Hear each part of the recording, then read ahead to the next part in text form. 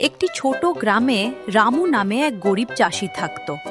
তার নিজের বলতে ছিল মাত্র এক টুকরো ছোট জমি আর একটি কুঁড়ে ঘর। রামু খুবই পরিশ্রমী মানুষ ছিল। ভোর হওয়ার আগেই সে ঘুম থেকে রামুর স্ত্রী সীতা আর ছোট ছেলে গোপাল ছিল। তাদের সংসার খুবই কষ্টে চলত। কখনো কখনো এমন দিনও আসতো যখন তাদের ঠিকমতো খাবারও থাকতো না। তবুও রামু কখনো হাল ছাড়ত না।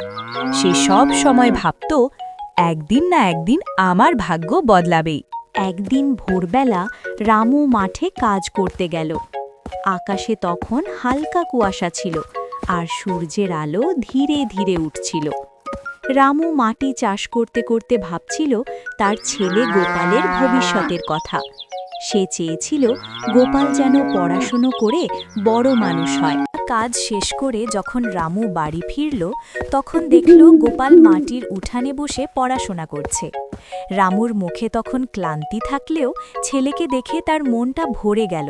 সে গোপালের পাশে বসে বলল, বাবা, তুমি ভালো করে পড়াশোনা করো। তুমি যদি পড়াশোনা করে বড় হও, তাহলে আমাদের এই দারিদ্র্যের জীবন বদলে যাবে। বাবার কথা শুনে মাথা নাড়ল। সে বলল, বাবা, আমি খুব মন দিয়ে পড়ব। একদিন আমি বড় মানুষ হব আর তোমাকে আর কষ্ট করতে দেব না। এর কথা শুনে খুব খুশি হল।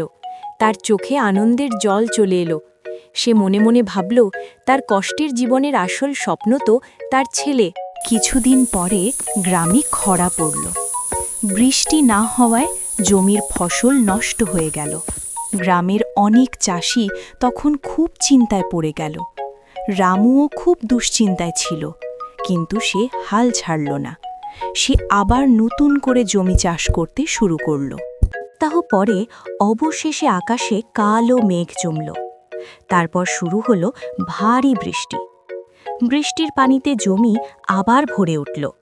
নতুন ফসল ধীরে ধীরে বড় হতে লাগল। কয়েক মাস পরে রামুর জমিতে সুন্দর ধানের ফসল উঠল। সেই ফসল বিক্রি করে সে কিছু টাকা পেল। সেই টাকা দিয়ে সে প্রথমে ছেলের পড়াশোনার জন্য বই আর খাতা কিনে দিল। রামু আকাশের দিকে তাকিয়ে শান্তভাবে হাসল।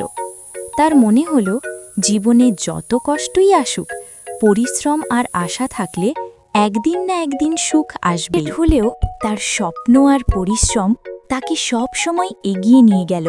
আর তার সবচেয়ে বড় আশা ছিল, একদিন তার ছেলে বড় হয়ে তাদের জীবন বদলে দেবে।